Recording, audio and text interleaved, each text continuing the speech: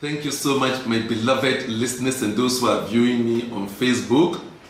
If you are viewing and you so far appreciating the depth of knowledge and wisdom that flows through me, and remember, I'm not the wisdom, I'm not the knowledge, I'm only a channel through which it expresses.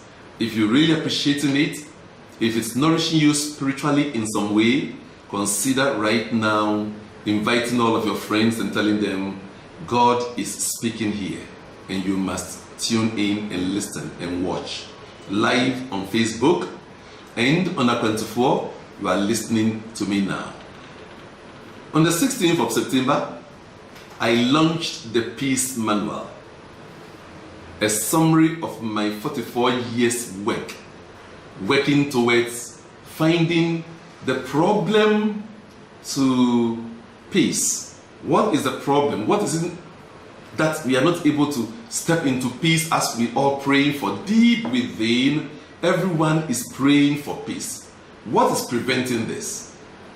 I set myself to find it, and through some interesting circumstances and observation of nature, I awakened to the truth that it's coming from the individual, and that we need to find a way of cultivating peace.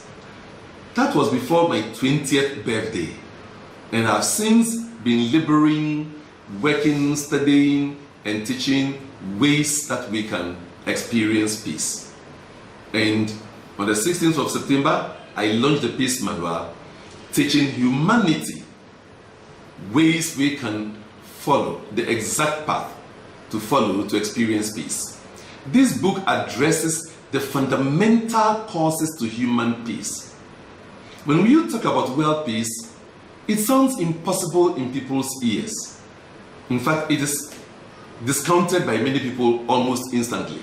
It's like you speaking about what you don't know.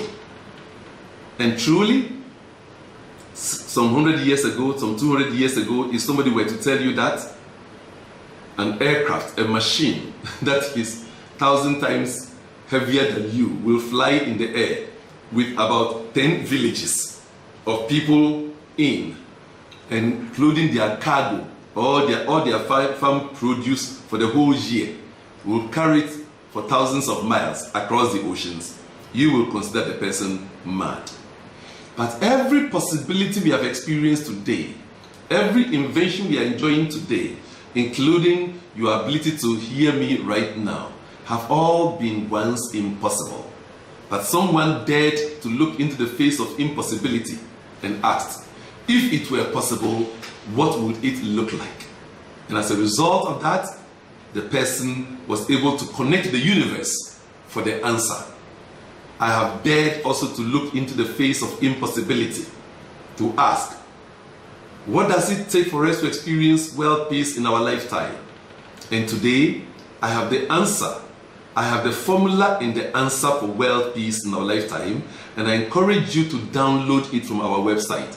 The issue of peace is too important for us to put price on it or to play petty party games with it. So it's available on our website, worldpeaceinourlifetime.com, and the price is free. You know, the most expensive things in life are free. The most important, the most expensive things in life are free. For example, you can live your whole life without gold or diamond, and you can live several days without food or water, but you cannot live few minutes without air. And the air is so important that it is free. So often we discount it. Only few people know that there are ways of breathing for longevity. There are ways of breathing so that you can prolong your life. So when you go to your prayers and you pray, God, I'm praying to you, please give me long life, God will say, I've given you all the air. Go and have as much life as you want. And because it's so free, abundant at the tip of our nostrils, in fact, you don't breathe. The air seeks you and breathes you. We tend to ignore the signs of breathing for longevity. So it is that when I talk to you about peace, it will sound like, But I believe from what we've learned last Tuesday and Thursday, you will agree with me that peace is possible. So let me have a brief recount. The Peace Manual proposes 3 simple things that we have to do to experience world peace. One is create a global vision of world peace. We need to create a global appealing vision of world peace so we can enroll people into it. If I'm going on a journey, and the journey is very interesting, like I took a group of people to Alaska on an enlightenment mission, everybody enjoyed it. Oh, Alaska, I want to be part of it. I understand it's an interesting place. I want to see the ice. The vision was appealing. So people signed up, paid to be part of that cruise to go to Alaska. Similarly, if we have a vision of world peace, then it is appealing, it is enticing. People will say, oh, I want to be part of this. And I'm appealing to the United Nations to take the lead, because the United Nations is the biggest world body for peace. I'll talk more about it in due time. And other peace organizations, I'm inviting you to join hands with me. Please download the Peace Manual, it is free. And if you read it and you believe this really will lead us to peace, please be generous enough to invite everybody to sign the manual, to sign the petition we have created that we will want to present to the United Nations and other international bodies, that those who have heard this message already from the Peace Manual agree that world peace is possible in our lifetime. So you may download it and you may also listen to it directly as I'm teaching now. If anything from what I'm teaching inspires you that this is possible, please sign that manual and download it as well. So the first thing we need is to have a vision of world peace. When any counselor wants to help anybody make success in his life, the first thing he or she will consider will be the person's vision, the applicant's vision. What is the vision for your life? Where are you going? If we as humanity, we don't know where we are going, we shall arrive nowhere. And is it not strange that all through our evolution, we've gained so many things, but we do not have a vision of the peace we are praying for? And as we studied last time, you cannot desire what you do not know.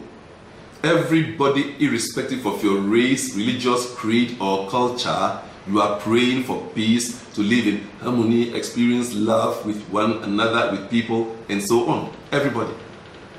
If we are desiring this, it means deep within we feel the peace. Deep within we know it. So, talking about world peace in our lifetime is nothing new, therefore. It is now providing you a way for the peace that is already within you, for that seed of peace in you to grow, to birth, to flourish. So the first thing we need is to create a vision for world peace. And the second is creating the character for world peace. If you're going to Alaska, you know you have to get some good coats. So that is the character needed for Alaska. Similarly, when we have the vision for world peace, it will inspire us to take the needed actions for us to have the ideal character that will take us into world peace. And I explained that this can happen very, very fast, exceedingly fast. Because today we have the technology and many computer games, as well as even games on your phones. You create an avatar. In the avatar, you decorate it with what you want it to be, the type of eyebrows it must have, the type of hair, the type of clothing, color, and so on. Is it not possible that this time we can create our avatar that has a particular color in a particular place? That means you are a caring person. Then another color, another design, or some symbol in some place means that you are a kind person, you are a counseling person, you are a teaching person, you are a healing person, and so on. And when this is your wallpaper, and you keep looking at it, you'll be embodying your own projected character. And when you send your email to people, you send your emoji to people, and they watch your avatar, they will say, oh, this person has this character. So they will, in effect, be praying for you. And they are acknowledging that good in you. And There's a saying, give the dog a bad name and hang it. And we can reverse it. Give the dog a good name and it will live up to it. So that when your avatar speaks of a certain character of you, soon you want to emulate it. Today we have computer games. Our children play, adults also play. And the more you kill, the more scores you make, and you win a certain prize as a result of those you are destroying and killing. All of these games could now change into games in which you did something that showed that you were more caring, and you were happy, and you were joyful, and you were teaching, and you were supporting, and then you win a prize. And games can be created around this to make them exciting, and we will start playing new games. So it's very easy for us to develop the character for world peace. Psychologists tell us that it takes 21 days to develop a character, because you'll be thinking, we as adults, we've developed our characters already. Can we develop new characters? Yes. If psychologists say it takes 21 days for you to adhere to something strictly as a discipline, and over 21 days you may more or less embody it, then it means then that it's possible for us to develop new characters very easily. In my sciences, as an African, I'm a universal citizen. I come from Africa, and nature is my teacher. I observe that it actually takes 28 days to develop the character. But the first 28 days, you develop the character, it may not be so solid, but if you want it to be your full embodied character, you must do it for 90 days. How do I know? Women need 28 days because they have their menses every 28 days. The moon goes around the earth every 28 days. So a cycle of anything you are doing must be 28 days. And if you're a man, you need an extra day, 29 days. So averagely 30 days. That makes it easy for everybody. And if you observe, every season lasts for 90 days. Winter lasts for 90 days, followed by spring 90 days, and so on. If you are in climate like Ghana, we have the same, the Harmattan period, the hot and dry, the hot and moist, and so on. All of these last for 90 days, 90 days, 90 days. So to have a stable character, 90 days. Is it possible that we can create games and so on to have world peace in our lifetime? We can create an ideal character in 90 days? It is possible. Do you hear me? I say it is possible. So that is why I believe that we can create the ideal character. And the last thing we need to develop is what we call schooling the senses. And I wouldn't say training, I wouldn't say educating, I would say school them. Your senses, the senses of sight, smell, taste, touch, and hearing, they are the primary causes for the difficulties we are experiencing. And I mean, simple as we consider them, they are so non-abrasive, non-intrusive. It's just what I saw, it's just what I heard, it's just what I smelled, what I tasted. But these things you smelled, you tasted, these things you saw, they are influencing your thinking.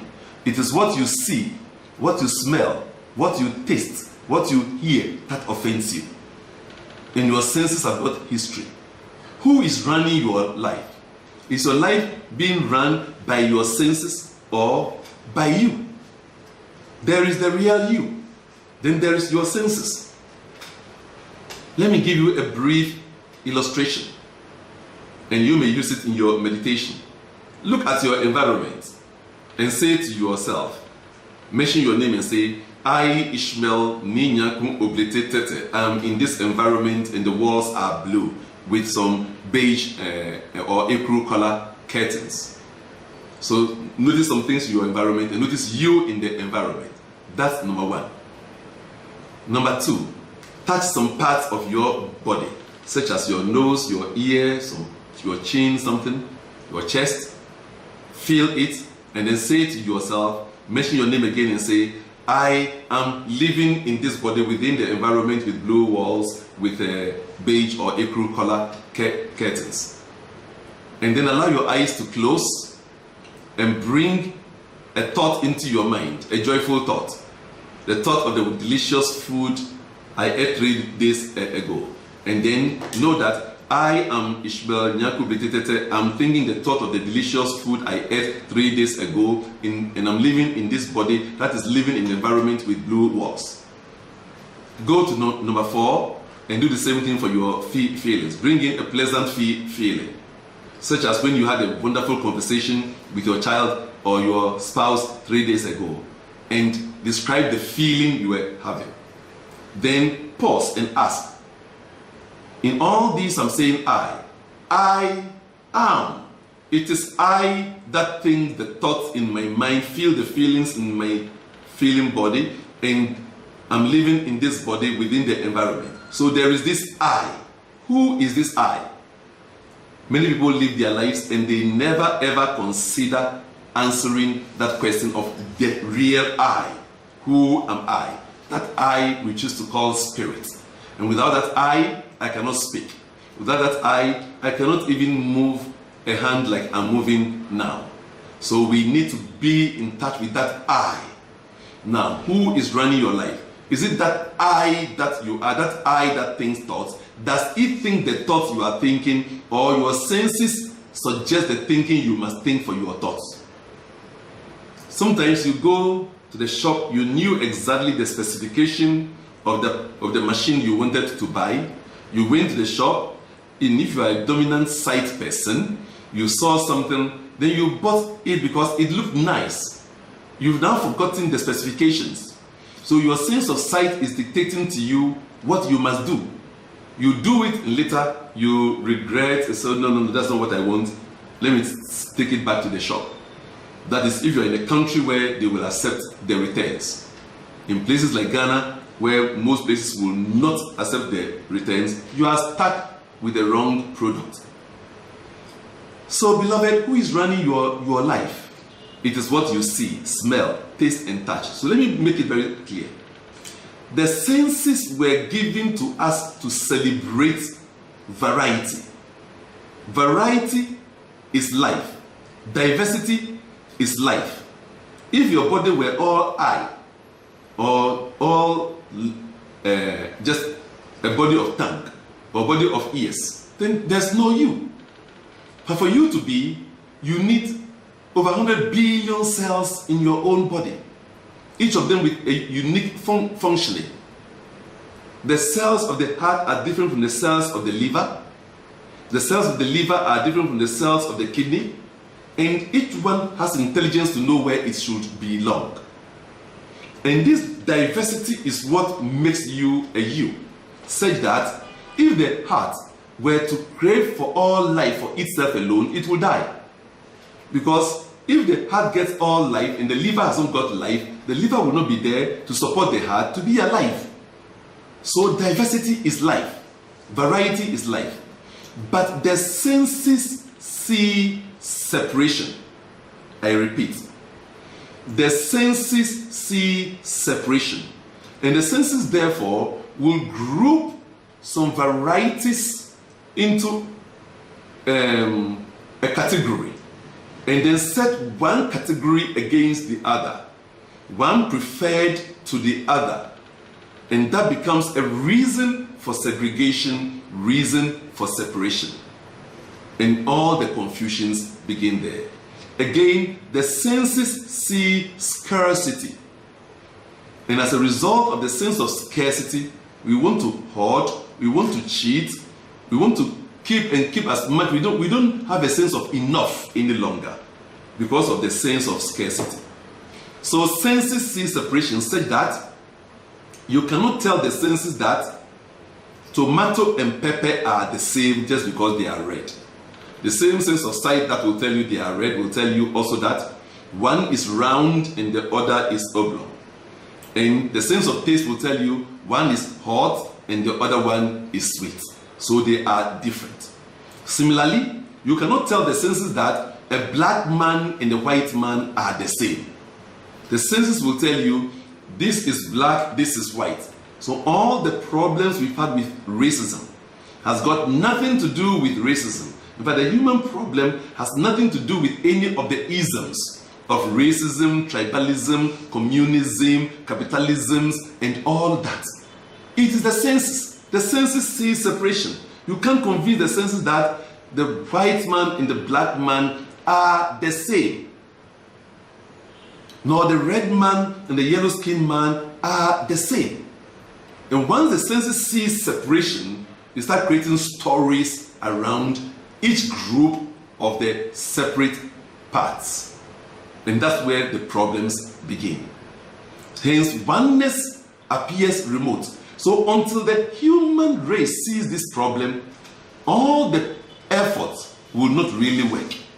We're trying to talk against racism, communism, racial power, those who are crying for racial supremacy. It's normal.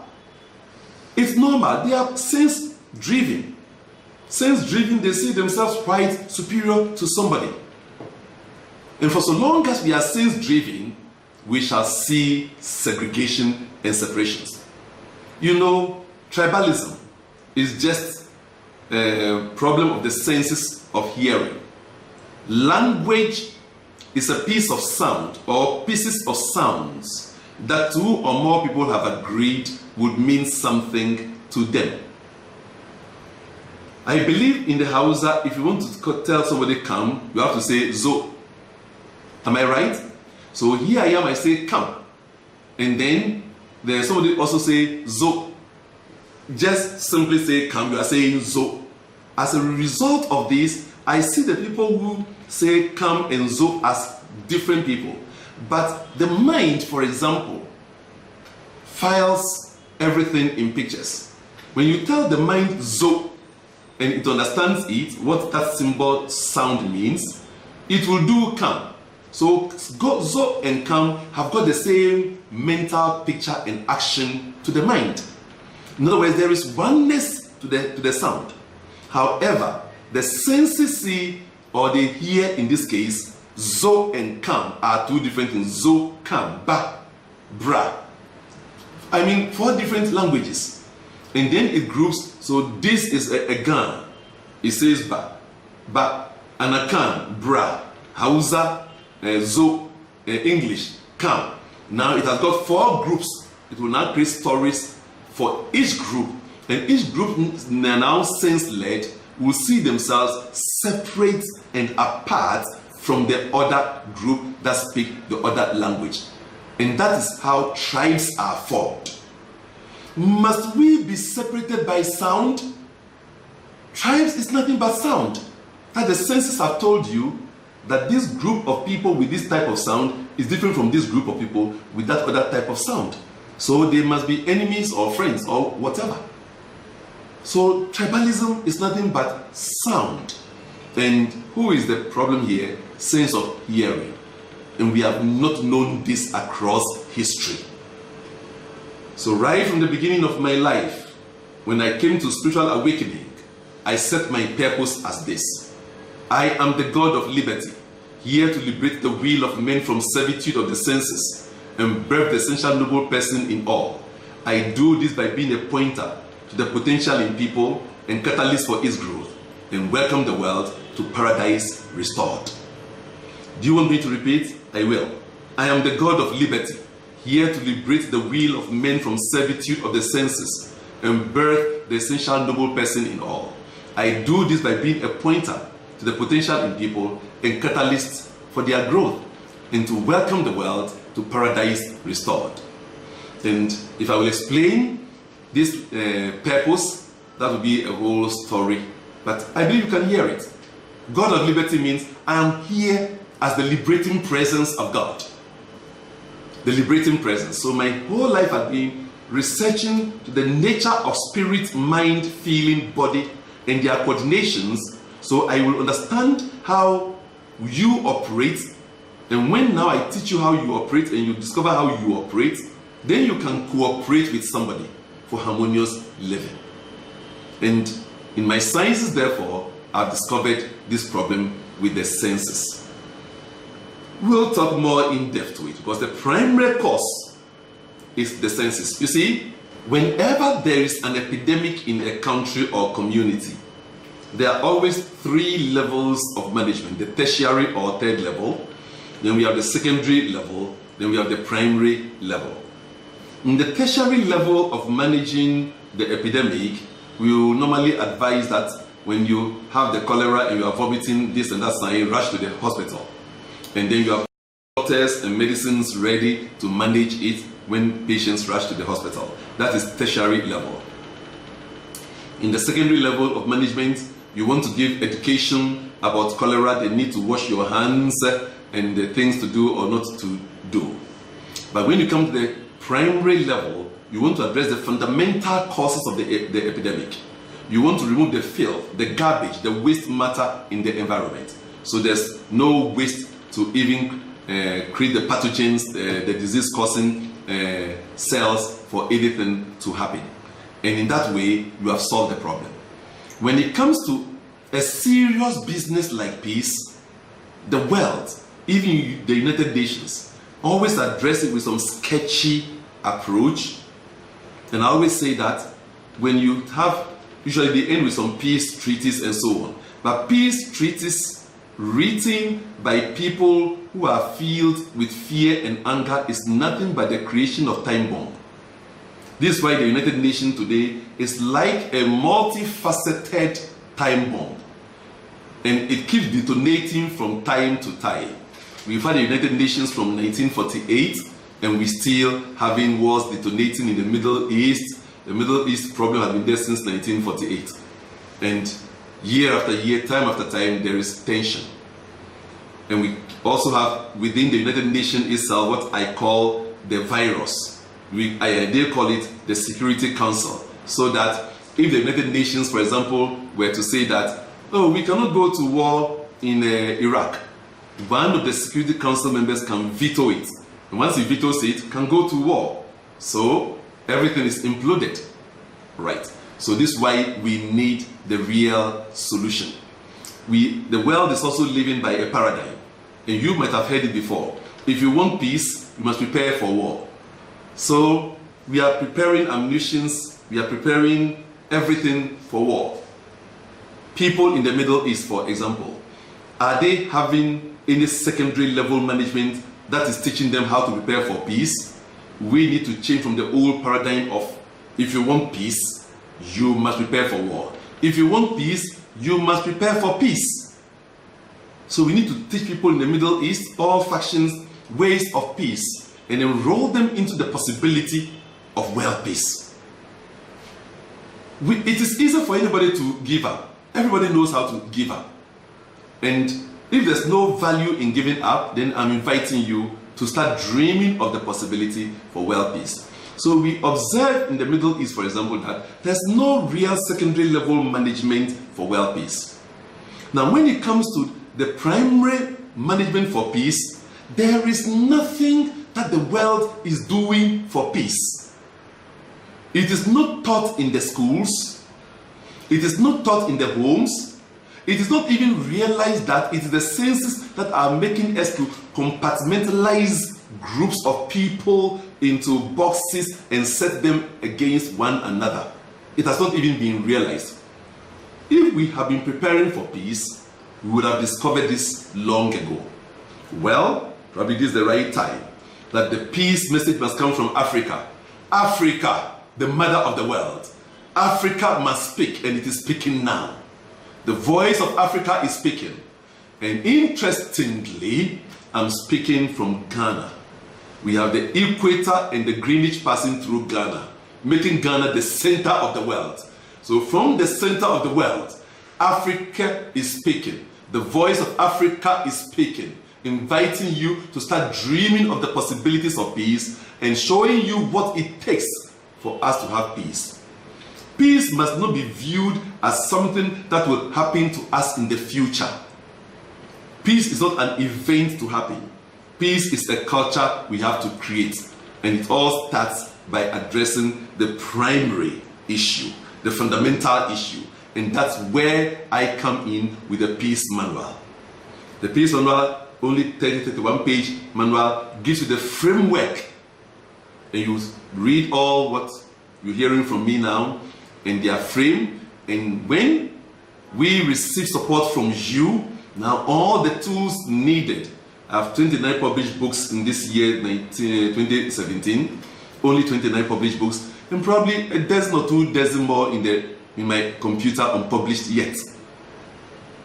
And I know that we can bring it all together to support the promotion of world peace. For example, In a few moments, I'm going to share with you how we can heal the sense of separation. Provide you a few tools. I put those tools also in the Peace Manual, Healing the Senses. So when it comes to the primary issue, excuse my language, we are in the wrong focus. We are having the wrong diagnosis. What the Englishman will say, we are beating about the bush. We are not touching what the real cause is. The primary cause must address the senses. Once we heal the sense of separation and the sense of scarcity, we will be at peace with ourselves, and peace then begins. Now, when I speak about world peace in our lifetime, world peace, listen carefully. I say world peace. I am on the planet. You are on the planet where we are all living in different worlds. So that maybe I'm going to exit the body in 2 years, 5 years, 10 years. You will be exiting the body tomorrow. You are in a different world from the world I am in. World peace in our lifetime means in your world, you must experience the peace that is crying in you now. In your world. You must experience world peace. When we all awaken to the peace that is possible and choose to experience it in our world, to feel it from within, then by multiplication, we have experienced global world peace. So world peace in our lifetime means your world must experience the peace it's been crying for here and now. And now let me see if I can give you some tools for healing the senses, the sense of separation. And the senses work with facts and history, so that if you can give the senses evidences of the facts and history that there is oneness and that our lives depend on the variety. And the senses, when you tell them facts and history, they will say yes, yes, yes. Then they will agree to oneness. We need to tell the senses that life is one, that we are all different people in terms of our skin color. No two people, I believe, have got even the same skin color. We are all different. It will go to real mathematical examination. We are all different. That's why each of us is having a different thumbprint. So we are uniquely different. If we are going by the separation, segregation of the senses, then everybody is everybody's enemy, because we are all different from one another. But we are all interconnected. For example, you can tell the senses that we all have different shapes of noses, but we are all breathing the same air. Senses will say what? Yes. So do this. School your senses to see the oneness that is by telling the senses that we all have different shapes of noses, but we are all breathing the same air, so there is oneness. We are one. There is oneness, and we are one. Senses will say, yes, it's true. Here's another one. We drink the same water. Some of the droplets in the water that fell on your farmland as rain were released from my body's sweat, evaporated into the clouds, and rained on your crops. So we are in effect drinking each other's urines, sweat, and spittle every day. So what is the realization? There is oneness and we are one. You want to sing it with me? There is oneness and we are one. When this evidence sinks into the senses, it begins to realize that I am seen by me, but there's something more fundamental. Now we are seeing with the spirit. The spirit is seeing that which is behind. What is behind my body is the spirit that makes me be able to move my hand. And similarly, there is a truth behind the appearing diversities, the appearing differences. There's a truth. So you are telling the senses the truth, and the senses will say yes. Again, you can tell the senses, we eat from the same bowl of Mother Nature. And in fact, the yam or potato you eat comes from the same farm that mine comes from. So what is the truth? There is oneness and we are one. I want to give you just a few. Then, the one light of the sun contains the spectrum of different colors and in different forms, What is the truth here? There is oneness and we are one. So here the senses know that there are infinite billions of colors in a ray of the sun. But each color is connected to the other color and they're all coming from the same ray. So we may appear different. The blue color is different from the yellow color, but they're coming from the same source. So similarly, what appears as differences, separation, is all one. We need this cooling to the senses. It must be incorporated into our education system. And when we do, we will begin to experience peace. And I can go on giving you so many, but let me end here and share with you that all these and many more are in the Peace Manual. So key into worldpeacealive.com, download the manual, sign the peace treaty, and I will also encourage you to think of partnering with us with whatever resources you have. We need some people to donate their time, to donate their monies, to donate their experience, their expertise to support us. The manual will tell you that if we can, for example, get the psychologists, the educationists, the anthropologists, the storytellers, the app developers, and so on, we can create the needed stories which can be converted into apps, which we can begin to play, or it will become even the stories that we now read in schools. It becomes the stories that now become the movies, and all these will come together to accelerate world peace in our lifetime. So I encourage you to go to the website worldpeacealive.com, download the manual, and let us start our journey. So that's how to school the senses to begin to see oneness. Similarly, the senses see scarcity. Scarcity. It's a long story. Let me see if I can make it very precise. The sperm and the ovum can survive for only 3 days. And when they survived in the womb for almost 300 days, it meant that they have survived their lives 100 lifetimes. So for you to be formed in the womb of your mother, you survived or you lived 100 lifetimes in the body of the one, feeling the feelings of the one. You felt the feelings of the one for 100 lifetimes. So when you came out of that feeling field of one, we have proven today that when you were in the womb, you were conscious. Today, with our Master Spiritual Mind Science known as soul processing, we can engage you to tell us what was happening to your life when you were in the womb. So I want you to know that the embryo is a conscious being in the womb. And in the womb, feeling the feeling of the one, then suddenly you were born. You found yourself now out of the one. When you were in the womb, you were with the one and you were receiving nourishment in abundance and passively. It's all coming to you, rushing through the fluid, through your umbilicus. You are receiving oxygen through the umbilicus, through the fluid to you. Suddenly you were born. And now you have to learn to use your nostrils to get oxygen. It's no more coming to you. You have to participate in getting what you used to be getting passively. You have to participate.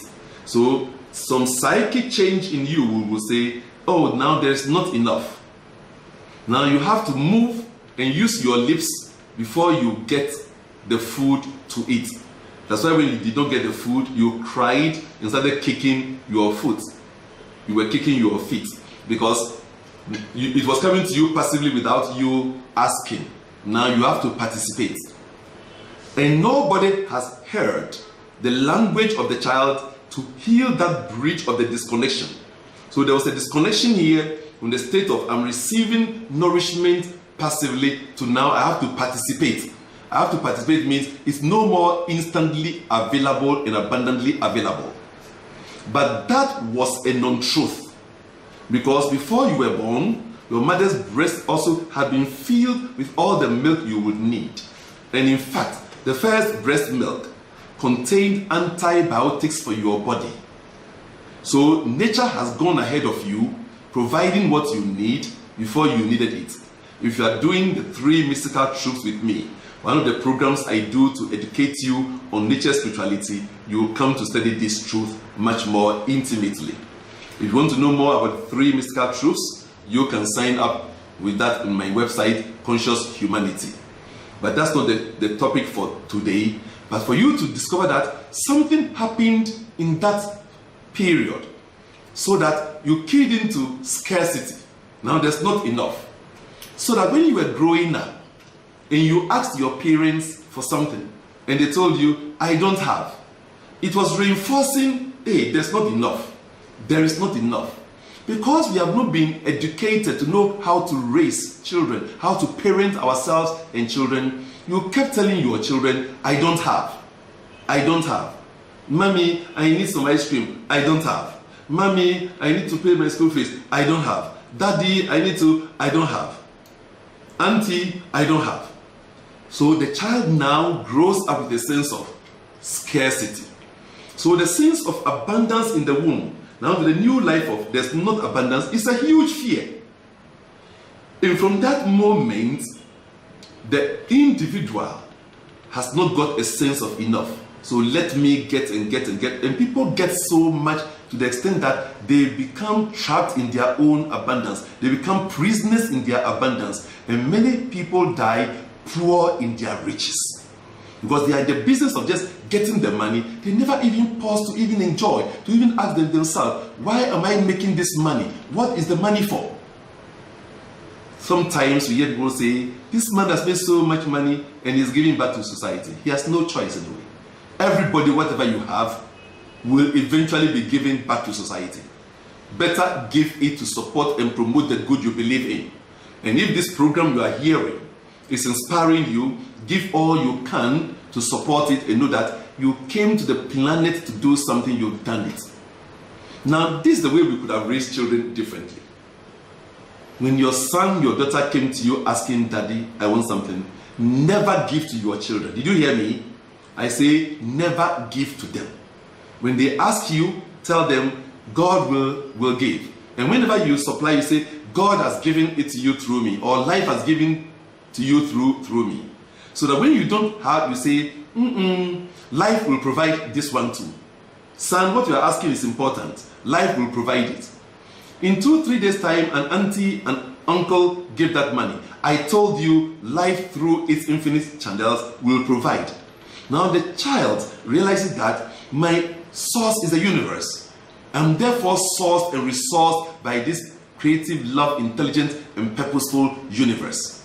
And the child will not have grown up with fear of scarcity. Beloved, do you see how simple the problem is? But nobody has listened to that moment of the child's life when the child felt disconnected from abundance. That's all. When your child, let's call the child Joanne. That's the name of my beloved wife. So when little Joanne came from the bedroom and was wearing your shoes, clothing, and dressed like you, what are you likely to do as a family? You feel amused, isn't it? Oh, look at her, little Joanne, look at what you have done. Oh, look at you. Oh, maybe you will hug her, kiss her, or something. And the moment you acknowledge little Joanne in your clothing of any sort, you have destroyed her. Same story. When little Joanne came out from the one, for 100 lifetimes, she was feeling the feeling of the one. She was one with the one. And now she was out of the one. She was asking the same story. Am I one with the one? That was when the little Joanne lost the sense of oneness. Now she felt herself outside, and these are the giants. There was a time in your life you felt your parents and caregivers were giants and you were the tiny thing. So there was a disconnection here, and nobody is listening to give them that rite of passage in that age for them to know. So when the child wore your clothing and you affirm the child, you destroy the child. Because in wearing your clothing, the child was saying, let me be like mommy, then I will be noticed and I will feel like one with the one. Let me be like daddy and I'll be noticed. So when the child puts on your clothing and you notice the child, now the child believes that, now that I'm mommy, I'm noticed. And from that moment, check your life. You're trying to be like somebody else to be accepted. You never feel satisfied with your own self. That's where the disconnect started. If I will talk about that alone, we will not end. When you get my book called Growing the Empowered Child, a formula for world peace, I spoke immensely about that in that book. So we know how to parent our children from the womb all the way through birth. Beloved, we have just not listened to nature to know nature's plans and to know how to create the bridge. That's all the problem. So I invite you to partner with us. From what you've heard so far, you know that world peace is truly possible, and we have missed out on the fundamental issues. We've missed out on the real issue. We're talking about isms and some causes. Let's give them more food, clothing, shelter, so there will be peace. Those will not provide peace. If those will provide peace, then advanced countries that have got lots of money, they should have been peace. But we are hearing terrorism and everything happening rather among them. So, beloved, I believe you've heard the message of peace. But before I come to an end today and allow you for your questions, and what I intend doing is to finish today so that Thursday, list all of your questions. Send them to us by WhatsApp. The phone numbers are 0264 177 633. That's 0264 177 633 and 0548 177 633. 0548 177 633. Send us the WhatsApp, your text, or whatever. On our Facebook page, that is Well Peace in Our Lifetime. Well Peace in Our Lifetime on Facebook page. You can go there and post your questions. We will read them, we will compile them, and on Thursday we shall read them question by question and answer them as we go along. And then also on our Facebook, you can leave a comment where you can leave your questions on our Facebook too. The email is wellpeaceinourlifetime@gmail.com. wellpeaceinourlifetime@gmail.com. And all of this is to directing you here, sending your questions, so we support you. So, as a result of the sense of separation and the sense of scarcity, all evil is caused. What makes a man steal? Because of the sense of not enough, bribery, corruption, are all because the individual is vibrating from a sense of scarcity. I don't have enough. Let me cheat you, let me steal, let me kill you, let me take from you, let me hoard, let me keep for tomorrow. If even the man who has got $1 million is still looking for your 1 cedi to store for tomorrow. So, what is the cause? The senses. And I believe at this you now understand what we mean by the fundamental causes. And you will now understand what I mean by liberating humanity from their senses. It doesn't mean the senses are wrong. We can't overcome the senses. We can't rule over the senses. We have to rule with the senses. He is a ruler who rules himself, not he who rules a nation. He is a ruler who rules himself, and not he who rules a nation. And he rules himself who rules his senses. But you cannot rule over the senses. You have to rule with your senses. They are part of you. They are divine components of you. It's only the non-education of who and what they are and their roles that are causing the whole problem. So, as a result of this same problem, we tend to even have language that creates issues. Language that reinforces us to be in negative competition. We tend to believe that power means my ability to rule over you, dominate you, conquer you, and so on. But I want you to know that every human being is gifted with a soul energy of free will. It is nature's imperative. And you can never suppress any human being forever. It does not work. So, the conqueror and the conquered are both in slavery. And in fact, the conqueror is enslaved by the conquered. I repeat, the conqueror and the conquered are both in slavery. And in fact, the conqueror is enslaved by the conquered. Because of this nature's innate drive for freedom, when you conquer somebody, it is like you have put your hand on the cork underwater. your hand shouldn't be tied. As soon as you release your hand, the cock is always seeking an upward thrust. So moment by moment, the one you have conquered is seeking his or her freedom. So you, the conqueror, you no more have access to your own mind and feeling to enjoy, because you're always thinking of ways to keep the conquered under bondage. So you are no more available. You are in bondage too. You may not have seen this maybe in Europe or so, but in Ghana we've seen a prison warden going out with a prisoner, and he has to put the handcuff. He has to handcuff the prisoner with himself, so that the prisoner cannot run. So the two walking, the only difference is the uniforms they are wearing. One is wearing the prisoner's uniform, and the other is wearing a prison warden's uniform. But they are both now what? Prisoners to one another. And that's how we are living. So we tend to feel that when I conquer people, then I am in power. And there are people who will even rejoice and say, my ancestors pounced on this tribe and they killed them and they routed them. And you feel proud. You should feel ashamed and apologize for the barbarism of your ancestors. It is normal to destroy things. Anybody can destroy. Anybody can react. Reaction means, for the error, for the evil I saw, I reacted it. And most times you want to react it in a much worse way. So if it was foolish or stupid, you want to be the most stupid and the most foolish. That's all that it means. Pouncing on people and destroying them is barbaric. And today we are having modern barbarism, where nations boast of their superpower because they have the ability to do aerial acrobatics and drop the largest fire on the ground. Is that power? No. If anybody can react, then there's nothing special in reaction or overreaction. That is not power. Power is to do the opposite. And the opposite is for you to be calm and love in the face of the provocation. You see, there's a huge difference between responding and reaction. If my nature is a nature of peace, I'm a loving, caring person, and you do something, my return action must demonstrate loving, caring person. If it demonstrates loving, caring person, I have responded.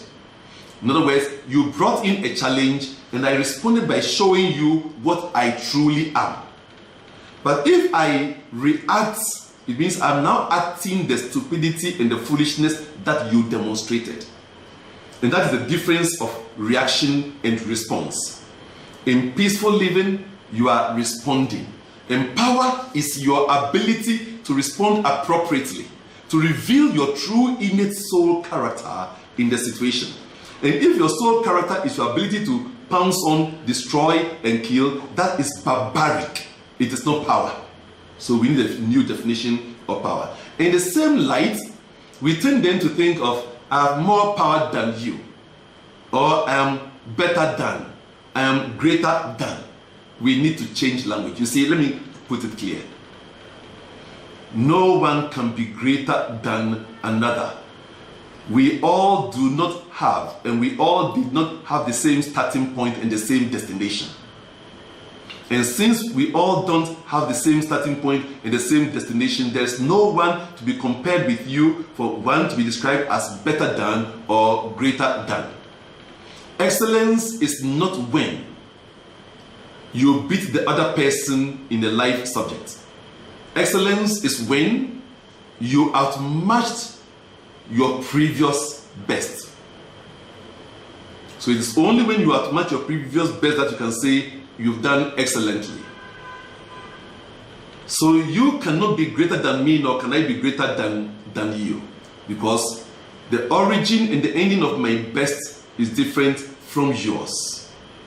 People who think in terms of I'm greater than are actually suffering from mediocrity complex, because when you are great, you do not need to advertise it. The sun does not advertise its brightness. It simply shines.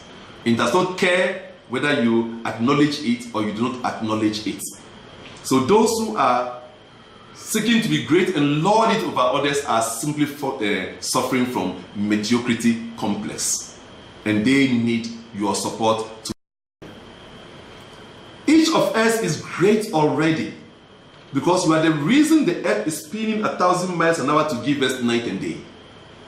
You are the reason the earth is spinning around the sun at 67,000 miles an hour to give us the seasons.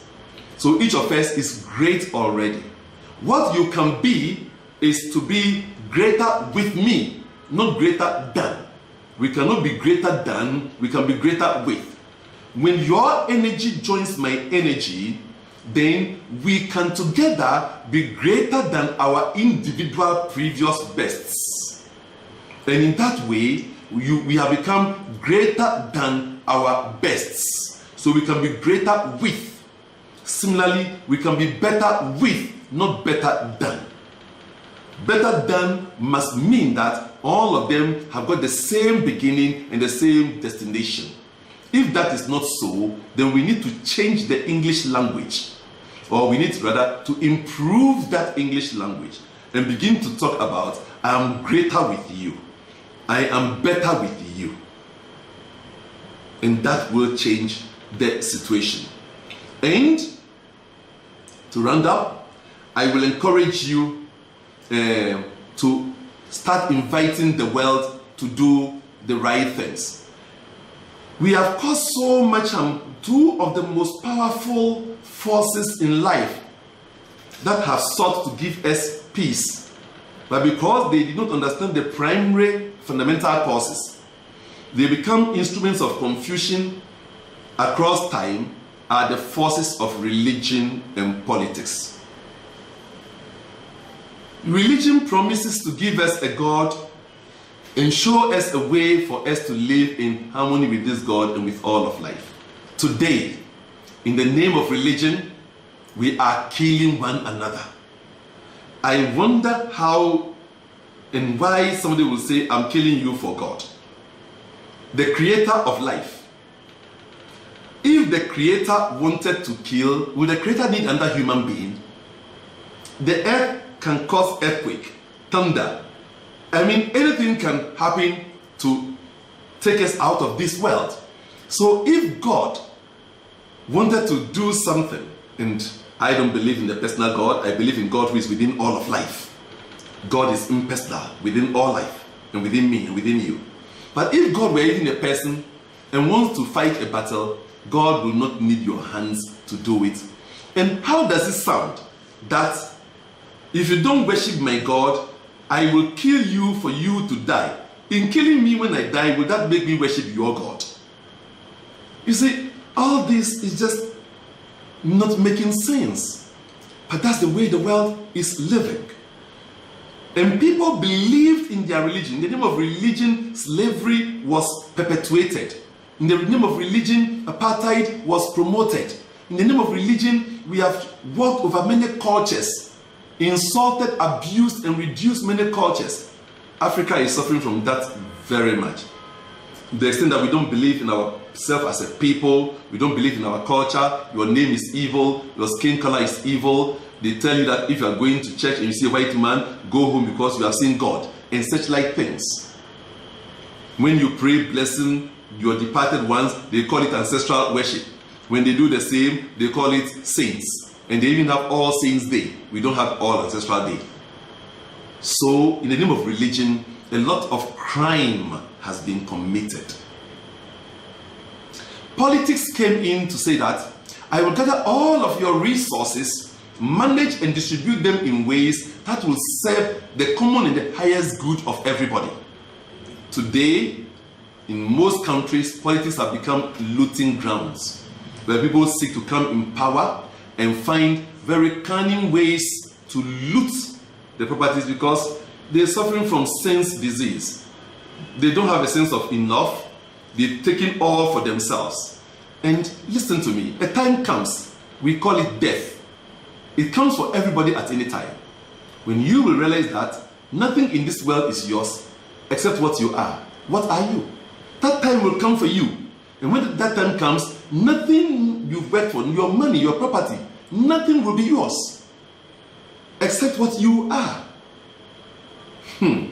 Beloved, we owe it to ourselves and to posterity to work towards peace. And I'm inviting you to start thinking of the possibility of peace. So in the advancement of politics, one political movement will believe our method is the best. Capitalism is the best. So it will fight anything that is not capitalism. Socialism, communism is the best.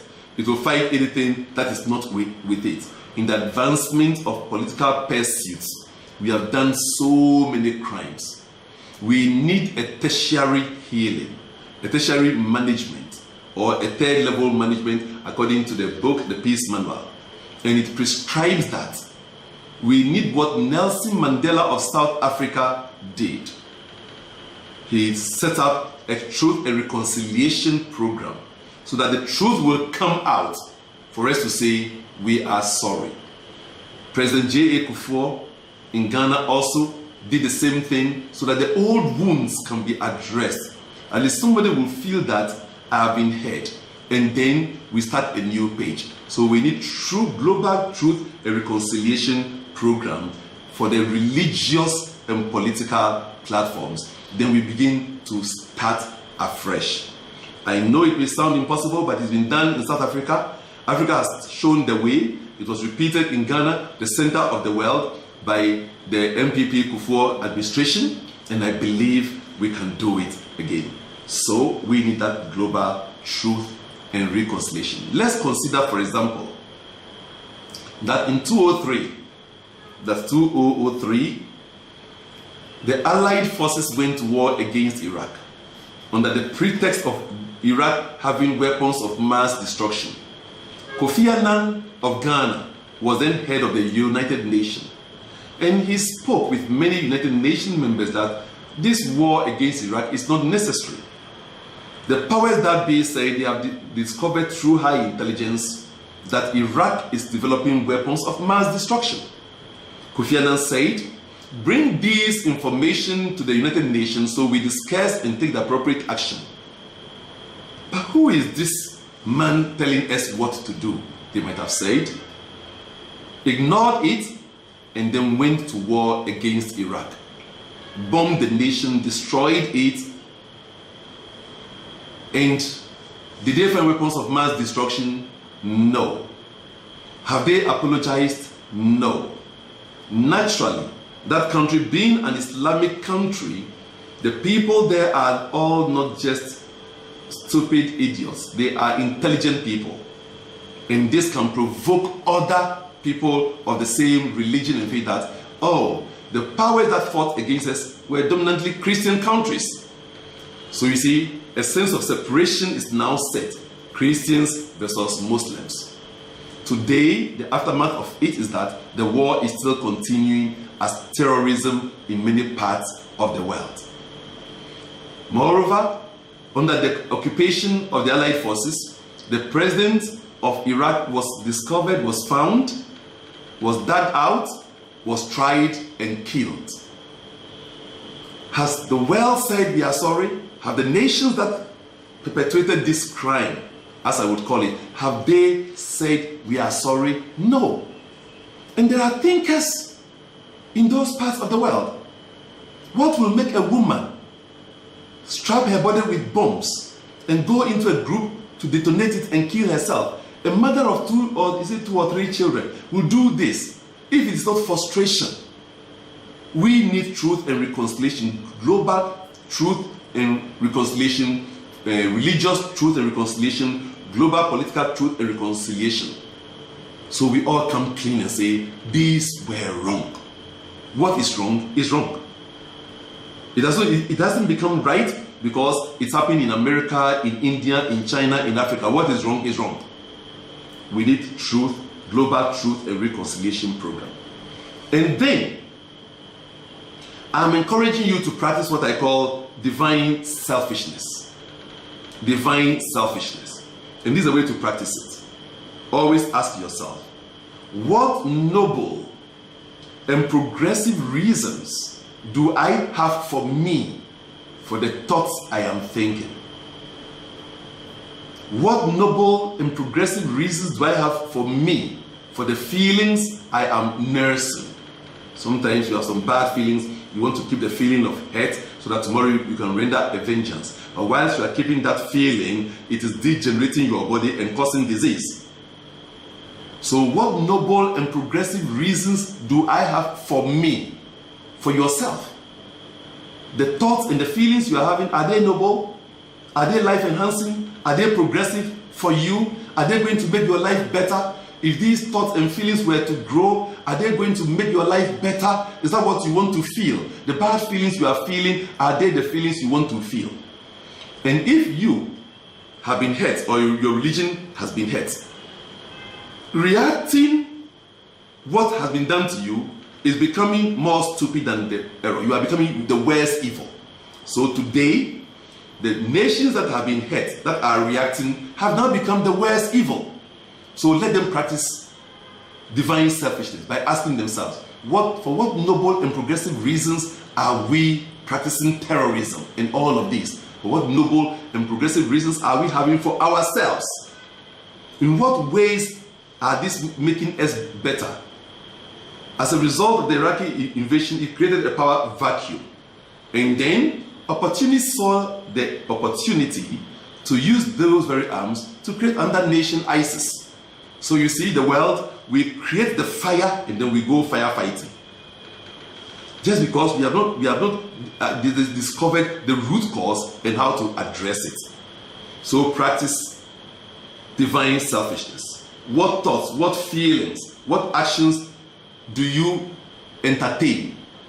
And I like the word entertain, because sometimes you're having some thoughts, you know they are not right, but you are allowing them to live on. In other words, you are entertaining them. If I allow these bad feelings to go, tomorrow I wouldn't be able to be angry the way I want to be and to wreak the vengeance, or to show people how I was hurt. If people see how you were hurt, you are the one who will suffer the disease anyway. So whatever you are feeling is inside you. You see, the human world needs to bring itself back to spirit. Then know that without spirit, I cannot move a hand. And today I've given you a meditation experience for you to know that you are a spirit that thinks the thoughts, feels the feelings. You think the thoughts in your mental body, you feel the feelings in your emotional body, you live in the physical body within an environment. And you are still what? A spirit. So I ask you, in what do you have your sense of achievement? Is it in the properties you have? The money you have? I've hardly met somebody who is feeling very proud that I've achieved something, and the person is saying, I'm really great because I'm more loving than before. I'm kinder than before. In what do you have the sense of achievement? If your sense of achievement is in anything material, you are sense driven. I am the greatest on the planet because I am evolving greater love, greater joy, greater peace. To the extent that I have willed whatever resources I have to a foundation, the Omanye Foundation. You can check omanyefoundation.com and listen to those who are raving about how my foundation is supporting them. Because I know that the money I have worked for in my old company, Oakfield Computers, is not my money. The intelligence is not my intelligence. Life gave me the intelligence for life. So let's get this clear. Life did not create you for you. Life created you for its own self. We are all units of life. We are cosmic citizens and cosmic employees in life, here to serve life. We go to school to acquire knowledge and skills to serve and make money, and use the money to serve. And after using enough to serve, when we exit the rest of the money for somebody to use to serve. You are here to serve life anyway. So start serving life in ways that promotes life. We are all units of life. The days in which we have to run away, what I call the fight and flee syndrome, when we're with our animals, the cousins. I mean, maybe some few million years ago, humanity, we were in the jungle, running away from our from animals, from dangerous animals, from danger, or fighting for food. We have evolved far beyond that. Now we are at the stage in the evolution of humanity where we must experience peace. And Africa, the mother of the nations, Africa, the mother of the continents, speaks to the soul of humanity and says, Peace is now here with you. The peace you feel within you is a cry that is seeking its voice to come out. And when you work to promote life, when you work to serve life, when your pride is in the manifestation, activation, and promotion of the peace you feel within, then you are at peace with you in your world. And in your world peace has happened. Everything from the external reaching to your world will filter itself through the energy of the peace that you are exuding. So you are having world peace in your lifetime. So I invite you to start thinking this way, to start having a new spiritual sense of achievement in the riches of your soul. Hence, scripture said that where your treasure is, there your heart also will be. My treasure is in spirit, and in spirit and from spirit, I have discovered the tools for peace. I welcome you to